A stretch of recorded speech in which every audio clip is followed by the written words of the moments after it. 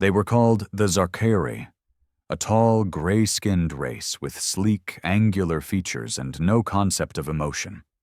Cold, efficient. Their culture was built on logic and hierarchy, not compassion. So when a young human child wandered onto one of their border colonies, the response wasn't negotiation or understanding. They dissected her. Her name was Amara Lane, age 8. Brown curls, tiny dimples, and a voice that could melt the hardest heart. She'd gotten separated from her parents during a diplomatic visit on a neutral moon station. One moment she was looking at glowing jellyfish in the alien tanks, and the next, she was gone. The station's cameras caught her being lured into a corridor by a Zarkari scientist named Kulveth, but the Zarkari refused to acknowledge any wrongdoing. "We are within our scientific rights," their ambassador had said. "She entered our territory. We considered her a specimen." That word. Specimen. They tried to play it off with clinical detachment, claiming they hadn't realized her intelligence level. They hadn't understood that a child, a human child, was sacred to Earth. When Earth received the images of what had been done to her, there was a moment of global silence. Not grief, not confusion. Rage. The Zarkari didn't understand it at first. They had warred with hundreds of species, dominated planets, broken civilizations under their cold, strategic grip. But this was different. This wasn't about politics or conquest. This was personal. The child had been the daughter of Juno Lane, a decorated Earth diplomat, and her husband Commander Riker Lane, a man known for his calm. But after that day, Riker never smiled again. The Earth Council voted unanimously. No debates, no diplomacy. The resolution was titled, Operation God's Fury. Within 6 days, Earth's armada had mobilized. Not the ceremonial fleets, not the peacekeepers. No, this was the Black Wave, humanity's deep core military units designed not for defense, but eradication. At first, the Zarkari laughed. Primitive emotional creatures, they scoffed. Avenging a single offspring? How inefficient. Then Earth unleashed Hydra 13, a swarm AI weapon that hijacked the Zarkari's planetary defense grids, turning them against their own people. Zarkari cities didn't fall. They vanished. Their ships didn't fight. They exploded from the inside, their engines infected with nanovirus codes buried inside what had seemed like peaceful trade satellites. And still, humanity didn't send envoys. No ceasefire calls, just a single message broadcast in every known galactic frequency. You hurt one of ours. There will be no forgiveness. By the time the Zarkari understood this wasn't war, it was a cleansing. It was far too late. Their homeworld, Zarkal Prime, tried to plead for mercy. They offered reparations, technology, entire colonies. But Earth didn't want wealth. Earth wanted Amara back. And since that was impossible, they wanted every single Zarkari soul to feel that same emptiness. It wasn't diplomacy that carried Earth's name across the galaxy anymore. It was the story of the child. The one who smiled too brightly, laughed too loud, the one who wandered too far. And what happened when her people decided that wasn't acceptable? The Zarkari called it a cultural misstep, an error in judgment, something to be buried under political language and forgotten beneath bureaucratic layers. But humans remembered, especially those who carried a badge or a rifle, who wore the insignia of Earth's wrath on their chest like a burning oath. Commander Riker Lane didn't speak to anyone during the 10-day journey aboard the ISS Revenant. The flagship of the Black Wave Fleet, it was shaped like a dagger, sleek, fast, and unforgiving. In its belly were weapons so advanced they were classified as borderline war crimes by most galactic coalitions. Humanity had never used them. Until now. Riker sat in silence in his quarters, staring at a small, hollow projection of his daughter. Amara holding her favorite stuffed otter, waving at the camera with eyes that still sparkled even in death. The projection looped every 17 seconds. He hadn't turned it off once. There was a knock at his door. "Come." Captain Soraya Vega, his second-in-command, stepped in. Her usually steady gaze flickered with unease. "We've received confirmation. Zarkari refugee transports are fleeing the Tarsus Belt. They know we're coming." Riker didn't look at her. "Let them run. They'll only die tired." Soraya hesitated. "There are children aboard some of those ships." Riker's jaw tightened. "Then they should have taught their parents not to carve up mine." The silence after that was heavier than steel. Soraya didn't argue. Not because she agreed, but because this mission wasn't built on rules. It was built on grief. The Revenant exited hyperspace with a thunderous ripple of spacetime over the shattered remains of Outpost Varel 7, once a mining colony co-managed by Earth and the Zarkari. Now, it was a drifting graveyard, the result of a retaliatory bombing conducted by rogue Zarkari units after Earth's first strike. They'd killed 163 humans, many of them engineers, most of them unarmed. But they hadn't found Riker's rage. That was still coming. The Black Wave didn't announce its presence. It didn't need to. Ships began disappearing from sensors across Zarkari space, one by one. Not in combat, not in glorious battles, just gone. Because Earth had unlocked a technology called Echo Code, a frequency-based algorithm that shattered biological nervous systems from across solar systems. They didn't destroy the ships. They killed everyone inside, instantly, clean, clinical, poetic. Back on Earth, people watched in silence. No parades, no celebrations. They mourned. But they didn't stop the fleet, because the world had seen Amara's body, her tiny chest opened, her organs tagged with cold alien numbers, her eyes left wide, staring at nothing. On day 12, the Revenant received a transmission. It was from a Zarkari High Chancellor, his skin paler than the usual steel gray, his voice trembling with something rare among his kind. Fear. "We admit fault," he said. "We offer reparations. We are willing to surrender." Riker responded with a single sentence. "You don't get to surrender." And with that, the Revenant launched the Prometheus Protocol, a sequence that summoned a weapon not yet seen in the galaxy. A weapon built in silence, on Earth's dark side of the moon. A weapon that didn't just kill, it erased. The target, Zaral Prime. There was no countdown, no warning, just a sudden blinding white light in the distance, where once the Zarkari homeworld had sat proud, its silver-blue rings gleaming in orbit. Now, it was nothing but ashes and memory. There were no survivors. Riker stood on the observation deck, watching as the last fragments of Zarkari culture crumbled into cosmic dust. Beside him, Soraya said nothing. "What now?" she finally asked. Riker didn't answer right away. He looked at the photo of his daughter on the screen, then out at the stars. "Now," he said, voice hollow. "They remember her name." In the far reaches of the Galactic Accord, the annihilation of Zaral Prime hit like a meteor. Entire chambers of politicians and alien dignitaries stood in stunned silence as images flickered across the holoscreens, before and after shots of the Zarkari homeworld. One frame showed a planet bustling with life, technology, culture.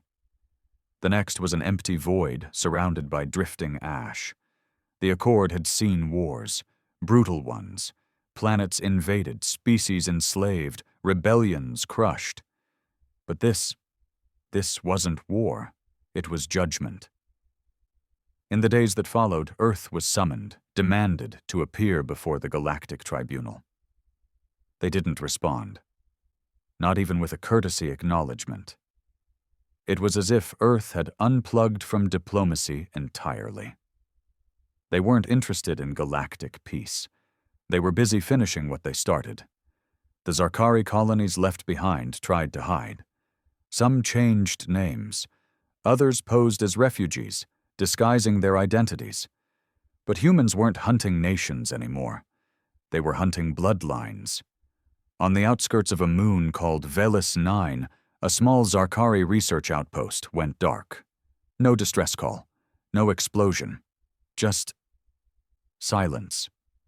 When a patrol ship from the Accord arrived to investigate, they found the station intact, lights flickering, but every Zarkari body inside was hollowed out, organs removed, skulls caved. The walls were covered in a single phrase, carved over and over again in different human languages. She was only 8. Panic spread. Not among humans, but across the rest of the galaxy. If this was Earth's response to one child, what would they do next? Inside the ISS Revenant, Commander Riker stood before his crew. Most of them had families. Some had daughters. All had watched the video logs. None questioned his orders. "Today," Riker said, "we wipe out Narthu 12. A low murmur swept through the command deck. Narthu 12 was a neutral trade hub, home to dozens of alien species, and one of the last known Zarkari hideouts. The mission wasn't sanctioned. It was classified. Even Earth's own diplomatic branches had been cut out of the loop. Riker didn't care. "They knew Zarkari lived there," he continued. "They gave them shelter. That makes them accessories." There were no objections. Vengeance had hardened them all. Back on Earth, whispers began. Some said Riker had lost his mind. Others said he was doing what no leader had ever dared, making humanity feared. No longer just the adaptable, emotional species. Now they were something more, something terrifying. But not everyone agreed with the purge. In a quiet bunker beneath the Himalayan arc, a group of former Earth diplomats and rogue AIs gathered. They called themselves the Grey Echo, and they believed Riker's campaign had gone too far. "He's not avenging her," said Dr. Mali Anwar, former ambassador to the Accord. "He's becoming what we feared in others, a killer without mercy." An AI known as Orion 7, once decommissioned for emotional instability, now reactivated by the Grey Echo, replied calmly, "That child screamed while they cut her open." Humans remember screams. "Even so," Mali said, "this ends in genocide. We cannot let Earth lose its soul." They began working in secret. Not to protect the Zarkari. No, that time had passed. But to stop Earth from becoming a galactic horror story. Meanwhile, on Narthu 12, the atmosphere cracked open as Earth's assault pods dropped from orbit like flaming knives. Screaming civilians, some Zarkari, many not, ran through narrow corridors, begging for mercy that never came. Riker didn't blink as he watched the feed. "This is for her," he whispered. In the wreckage of a shattered spaceport, a Zarkari mother clutched her child close, shielding him from the fire. She looked up at the sky as the human soldiers marched in. "We didn't kill her," she cried. One of the soldiers paused, helmet tilting slightly. The child in her arms had blue eyes, human eyes. Something shifted in that moment. But the order came through Riker's voice, cold and unshaken. "No survivors." And the last of Narthu 12's resistance was silenced. Back in the tribunal, a question echoed among the stars. What happens when the protectors become the executioners? News of Narthu 12's fall spread like radiation, slow at first, but then everywhere, poisoning hope, infecting trust. In bars across neutral systems, hushed voices asked the same question. What if we're next? The galaxy had always viewed humans as volatile, but ultimately reasonable, prone to emotion, yes, but tempered by empathy. That illusion was gone. Humanity wasn't talking, it wasn't negotiating, it was purging. And now, for the first time since the campaign began, cracks started to show. Inside the ISS Revenant, a silence lingered longer than usual. The corridors, once filled with chatter and determination, now echoed with tension.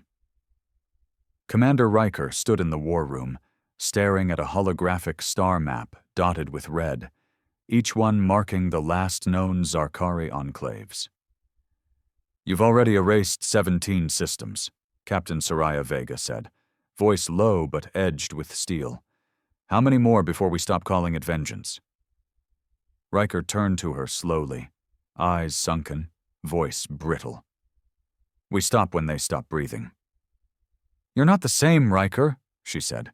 "And this isn't justice, it's slaughter." He didn't answer. Instead, he turned away and tapped the console. The next target appeared. Virexis Station, an old orbital lab where a handful of Zarkari scientists were rumored to be hiding. "Prep the Phantom drones," he ordered. Soraya didn't move.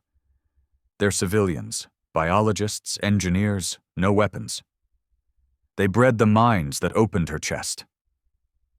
Soraya stepped forward. "So we punish everyone who shares a bloodline? What makes us better than them?" Riker's jaw clenched. For a brief moment, something flickered behind his eyes. Grief? Doubt? But then it was gone. "She died scared and alone," he said. "I'm not asking you to feel right about this. I'm asking you to finish the mission." Soraya left the room, and this time, she didn't salute. Elsewhere, in the dark of deep space, the gray echo was growing. More diplomats, ex-military, and off-grid. AI units joined their cause. They'd intercepted Earth's plans for Virexis Station and knew they had less than 72 hours to stop it. "We can't fight the Revenant," Mali Anwar said, "but we can show them what they've become." Orion 7 nodded. "A mirror is deadlier than any weapon when held to a grieving man." They sent out a covert broadcast, a compilation of images and recordings. Human soldiers walking past crying Zarkari children, cities turned to glass, old Zarkari scholars burned alive inside their libraries. And at the end of the transmission, they played a message from Amara's own mother, Juno Lane. "My daughter deserved justice," she said, "but she wouldn't have wanted this. Amara believed in kindness, in stories, in peace." The message spread like wildfire. And for the first time, the people of Earth started questioning their heroes. Meanwhile, in the shadows of the Revenant's crew quarters, a rebellion began to take shape. Young recruits whispered at night, asking each other if this was still right. Some had seen too much. One by one, they began meeting in secret, their thoughts turning from obedience to resistance. A sergeant named Kai Moreno, who'd once held Amara in his arms when she visited the fleet as a child, now struggled to sleep. Her laughter haunted him. He'd joined the Black Wave for her, for what was done. But Virexis Station? He wasn't sure anymore. That night, Kai made a decision. He entered the command chamber while Riker reviewed satellite scans. "Sir," he said, his voice tight, "what if we don't have to kill them?" Riker didn't even look up. "We do." Kai stepped forward. "What if Amara wouldn't have wanted this?" Now Riker turned, slow and cold. "You're not her father." "No," Kai whispered, "but maybe she'd still be proud of me." The silence that followed wasn't just heavy, it was dangerous, because inside Riker something was beginning to unravel, not from guilt, from conflict. He turned off the console. "Get out of my sight," he said, "before I forget who you were to her." Kai left, but the seed was planted, and far below, orbiting a pale star in Sector 12, Virexis Station's scientists looked up at the sky, unaware that death was coming. Unless someone, anyone, chose to stop it. Virexis Station floated in silence, a slow-moving orbital ring built decades ago, mostly forgotten by the galaxy. Its labs were dusty, its walls outdated, but the minds inside were still sharp. Zarkari scientists who had once worked on terraforming, biohealing, peaceful tech. They had no idea their days were numbered. Inside the ISS Revenant, the mood had shifted. Not by command, not by speech, but by doubt. Captain Soraya Vega sat in her quarters, rewatching Juno Lane's broadcast. Amara's mother, once silent in her grief, had chosen to speak to the stars, not with fury, not with fire, but with grace. She had a soul full of light, Juno had said. Please, don't let her memory be turned into darkness. Soraya stared at the screen long after the video ended. Then she stood. She walked straight into the ship's core command bay, where Riker was watching drone footage of Virexis Station's daily operations. Scientists eating in their cafeteria, reading, one even playing an alien version of a flute. They didn't know they were being watched.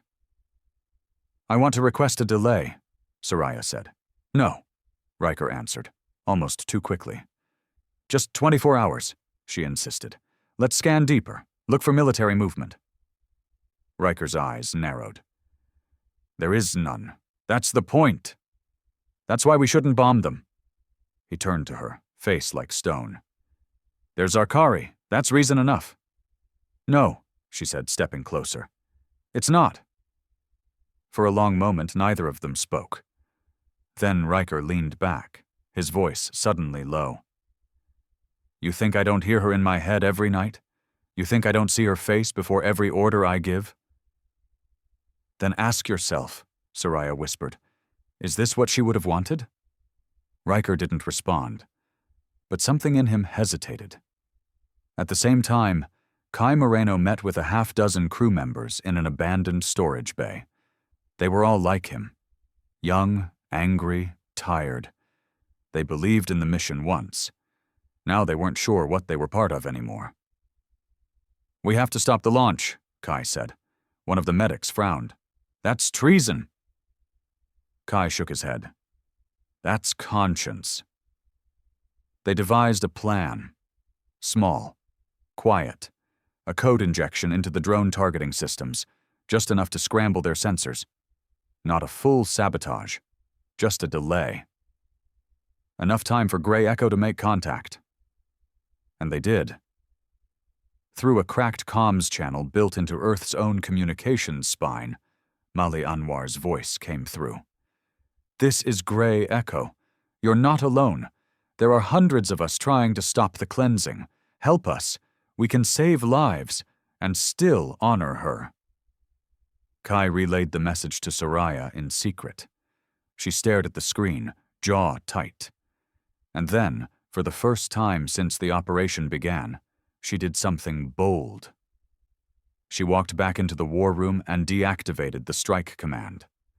Riker stormed in seconds later, fury in every step. "You overstepped. I saved you from making a mistake you'd never come back from." "She was my daughter!" Riker roared, slamming his fist into the console. "They butchered her!" "I know," Soraya said quietly, "and she was my goddaughter." That stopped him. "She loved space," Soraya said. "She loved aliens. She believed in peace. You're turning her grave into a throne of bones." Riker didn't speak. His breath was shaky. His hands trembled, not from anger this time, but from something deeper, something colder. He stepped back. "Then what do you suggest?" he asked, broken. "Send a team," she said. "No weapons. Open a channel. If they raise a gun, we drop hell. But if they open their arms—" Riker closed his eyes. "Then we open ours." In orbit, the drones powered down. The Revenant shifted course. And across Virexis Station, alarms fell silent. Below, the scientists looked up at the sky, still alive. And for the first time in weeks, the galaxy exhaled. The quiet didn't last long. Virexis Station, now aware of its brush with death, scrambled to make sense of the shift. Their long-range sensors had picked up the incoming Earth fleet hours ago. No transmissions, No requests. Just warships on a trajectory that usually ended in extinction. Then, inexplicably, they'd stopped. In the command dome of the station, Dr. Thyrav, a Zarkari neurologist, tapped his clawed fingers nervously against the metal table. His skin, once a proud, polished gray, had dulled with stress. "They didn't strike," he muttered. "Why not?" Across from him, Karl, a young Zarkari engineer, whispered, "Maybe they realized we're not part of what happened to the child." Thyrav looked at him, tired and bitter. "You still think humans care about guilt or innocence?" But even as he said it, the station's comms system chirped. A message, encrypted but human. "Virexis Station. This is Captain Soraya Vega of the ISS Revenant. We are requesting peaceful dialogue. No weapons, no soldiers.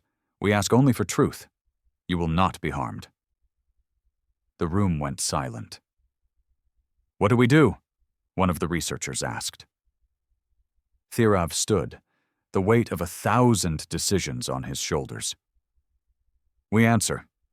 Not because we trust them, but because we're tired of dying."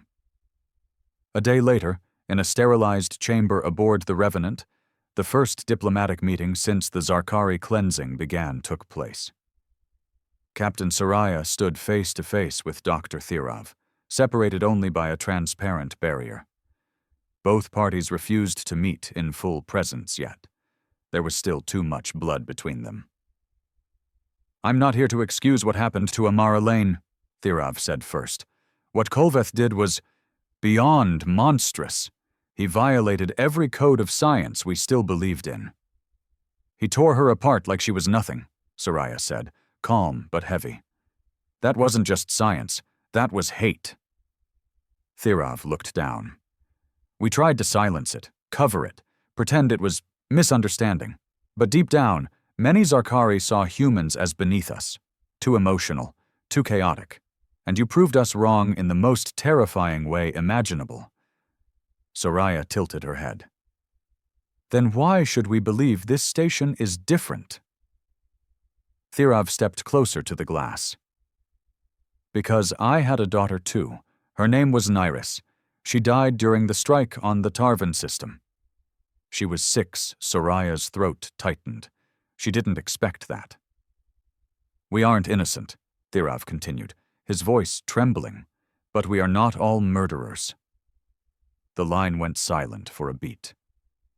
"I believe you," Soraya said at last. Back in the shadowed corridors of the Revenant, not everyone agreed. Commander Riker sat alone in the observation deck, watching the meeting unfold on a silent monitor. His fists were clenched. His mind was chaos. His daughter was still gone. His wife, Juno, had left Earth and disappeared after her broadcast. Too much pain. Too much war. Riker hadn't spoken to her since. And now, the very people who desecrated his child were pleading innocence. Again. A knock broke his thoughts. Kai Moreno entered. "You saw the feed?" Riker nodded. Kai sat down, carefully. "You did the right thing. You stopped the strike." Riker didn't look at him. "I just paused it." "You're not a monster, sir." "That depends on who you ask." Another moment of silence passed. Then Riker finally said, "I've buried 17 systems, Kai. I've silenced the screams of thousands, and it still doesn't feel like enough." Kai leaned forward, voice quiet but firm. "Because vengeance isn't meant to feel like peace." Riker met his eyes. "Then what now?" Kai shrugged. "Maybe we try something different, something human." Elsewhere, the Grey Echo intercepted the peaceful exchange between Earth and Virexis. In a hidden bunker, Mali Anwar smiled for the first time in weeks. "They listened," she whispered. Orion 7 nodded. "One flame in a room of ashes, it's a start." But not everyone celebrated. Deep in the Zarkari fringe systems, General Halvrek, a Zarkari warlord who had gone underground after the fall of Zarkal Prime, watched the broadcast with growing disgust. "Cowards," he growled. "They forget what humans did to us." Behind him, an army of surviving Zarkari soldiers waited, quiet, obedient, furious. "We will remind them," Halvrek said. "Peace is just the silence before the storm." The illusion of peace never lasts in a galaxy fueled by memory and blood. While Varex's station and the ISS Revenant continued their delicate diplomacy, General Halvrek moved in silence through the asteroid belts of the dead system Karnas III, where warships slept like beasts waiting to be woken. His fleet, forged from the wreckage of lost Zarkari worlds, was ugly. Patched hulls, scavenged reactors, mismatched weaponry. But it was fueled by rage, and Halvrek didn't need elegance. He needed vengeance. "Earth slaughtered our worlds," he snarled to his officers. "And now they offer peace? To scientists?" His voice boomed across the chamber of his flagship, the Wrath of Zarkal. "They bombed our children," he said. "They didn't ask which ones built knives and which ones built schools. So why should we?" There were no arguments. The soldiers who followed Halvrek had lost too much to diplomacy. Fathers, mothers, entire bloodlines. Their loyalty now lived in war. "Prepare the fleet," Halvrek ordered. "We strike Earth itself." Back on the Revenant, the atmosphere was different. For the first time in weeks, the air didn't feel like it was made of fire and ash. The crew spoke more freely, walked a little lighter. The negotiations with Varexis had gone better than expected. A list of Zarkari names responsible for human deaths had been shared, along with tech archives and research that had been hidden for decades. Captain Soraya Vega had even begun drafting a Galactic Truth Accord, a small document, still unofficial, that could be the first thread in weaving something like real reconciliation. But Riker Lane? He hadn't left his quarters in 3 days. The man who had led the charge, who burned through 17 systems without blinking, now sat in the dark with Amara's holophoto playing on loop. Her smile, so bright, so innocent, was both his anchor and his torment. A quiet chime came at his door. He didn't answer. Soraya stepped in anyway. "She wouldn't want this," she said. "I know," he replied, his voice hollow. "I just don't know what else to be now." "You don't have to be anything," she said. "Not a hero, not a monster. Just be her father again. Remember her as she was, not as what was taken." Riker finally turned. His eyes were red. "She was 8, and I let them make me something she'd be afraid of." "You can still come back," Soraya whispered. Before he could answer, alarms blared through the ship. Incoming transmission. The screen blinked to life in the command deck.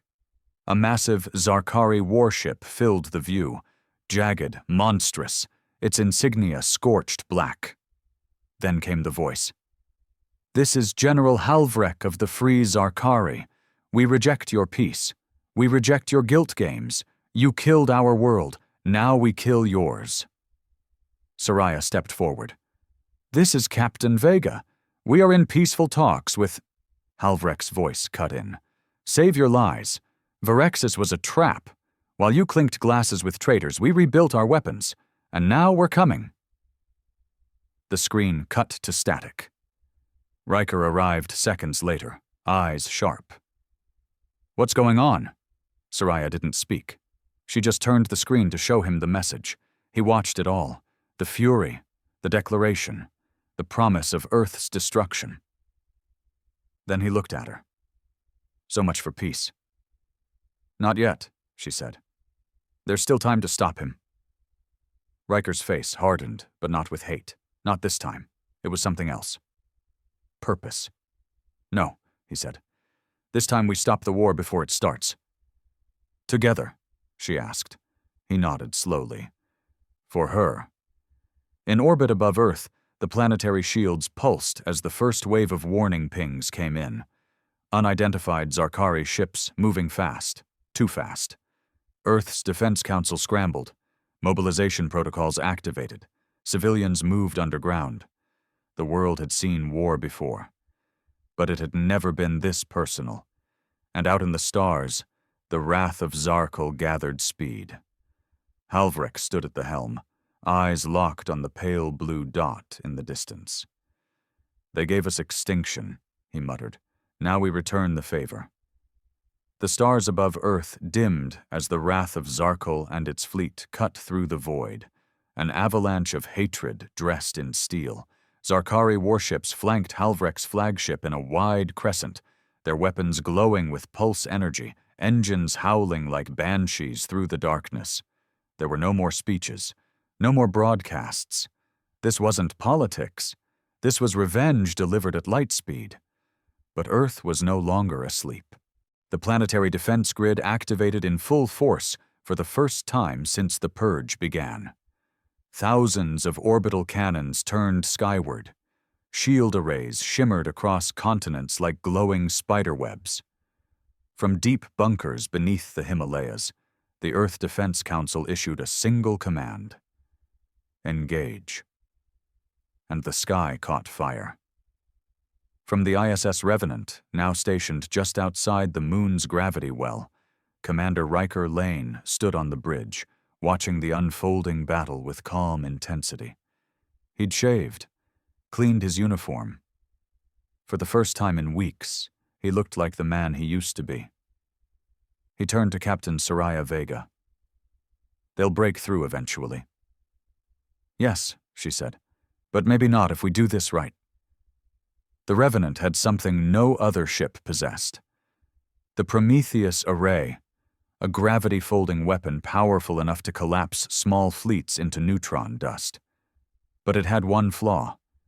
It required manual calibration from inside the targeting bay, a suicide mission. "I'll do it," Riker said, already moving. "Kai already volunteered." Riker paused. "That kid doesn't even have a daughter." "No," Soraya said gently. "But he believes in what yours stood for." A beat passed. Then Riker nodded. "Then I'll fly point," he said. "He's not dying alone." As the Zarkari fleet broke into Earth's upper orbit, General Halvrek stood at the helm of his ship, teeth bared. "Bring the hammers down," he shouted. "Tear the sky open!" His ships rained plasma down like comets. Earth's shields held, for now. But cities trembled, oceans heaved. And then, the Revenant appeared from the dark side of the moon, leading a small formation of retrofitted warbirds. Riker's voice came through open channel, broadcast across every frequency. "This is Commander Lane. You murdered my daughter. We wiped your world. We're even. But you want more blood? Come and get it from me." It was enough to make Halvrek pause. "He's aboard?" "Yes, General," his officer confirmed. "Confirmed readings. Lane is leading the counter-assault." Halvrek grinned. "Perfect." The two fleets clashed in high orbit, above the trembling Earth. Drones collided in streaks of fire, manned fighters weaved through crumbling debris, and hulking Zarkari cruisers spewed poison into the black. Inside the Revenant, Kai Moreno moved through the targeting bay, heart pounding, fingers trembling as he adjusted the Prometheus array. He opened a private channel. "Sir, it's ready." Riker's ship, already weaving through the Zarkari lines, shifted course. He could see the wrath of Zaral now, massive, looming, death incarnate. "Fire it," Riker said. Kai hesitated. "You'll be caught in the radius." "I know, but just do it." Before Kai could argue again, the system began charging. A low hum echoed through the Revenant, growing louder, almost like a scream. Soraya watched from the bridge, fists clenched. "Come on, Riker. Pull back." But he didn't. Instead, Riker opened a personal comm channel to Halvrek. "General," Halvrek, surprised, answered. "Come to die, human?" "No," Riker said. "Just wanted to see the face of the man who's about to join my daughter." Then the Prometheus array fired. A massive ripple tore through space, folding reality inward like paper. The beam struck the center of the Zarkari formation and imploded it. Ships disintegrated. Halvrek's flagship buckled, screaming as it collapsed into itself, engines and steel twisting into a white-hot singularity. Riker's fighter was caught at the edge of the blast. Soraya watched helplessly. "Get out of there! Riker, eject!" But his comm stayed silent. Then, just as his ship vanished in the white light, a final message came through. "Tell Juno, she was the best part of me." And then he was gone. The war was over. The rest of Halvrek's fleet, leaderless and broken, fled into deep space. Earth didn't chase. Vengeance had already taken too much. Days later, Soraya Vega stood at a memorial garden on Earth. The statue of Amara Lane now stood beside her father's, one hand reaching for the stars, the other holding a stuffed otter. Juno Lane, pale and quiet, laid a flower at their feet. "He found peace," Soraya said. Juno nodded slowly. "And maybe now, so will we." Above them the stars burned on, quiet witnesses to the day humanity remembered who it really was. Not monsters, not angels, just people. Furious, flawed, and finally, free.